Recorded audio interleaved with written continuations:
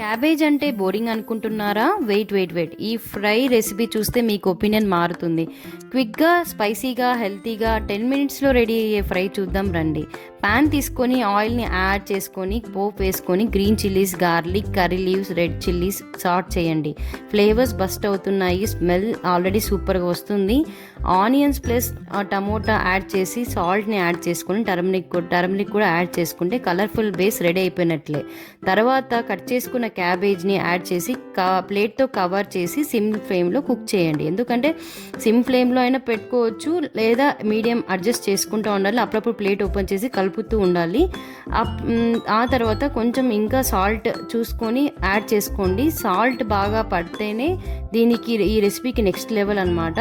ఫైనల్గా coriander powder, garam మసాలాని add చేసి సాట్ చేసుకోండి. ఫ్రెష్గా కొరియాండర్ లీవ్స్ గార్నిష్ చేసి సర్వ్ చేయండి. అంతే. ఇలా సింపుల్గా, స్పైసీగా, హెల్తీగా క్యాబేజ్ ఫ్రైని రెడీ చేసుకొని ట్రై చేయండి. ట్రై చేసి కమెంట్లో తెలుపుతారు కదూ. లైక్ అండ్ సబ్స్క్రైబ్ చేయండి మర్చిపోకండి. నెక్స్ట్ వీడియోలో ఇంకా క్రేజీ రెసిపీస్తో నేను ఎనర్జెటిక్గా రావాలంటే మీ వ్యూస్ అండ్ సబ్స్క్రైబర్స్ మాకు కావాలన్న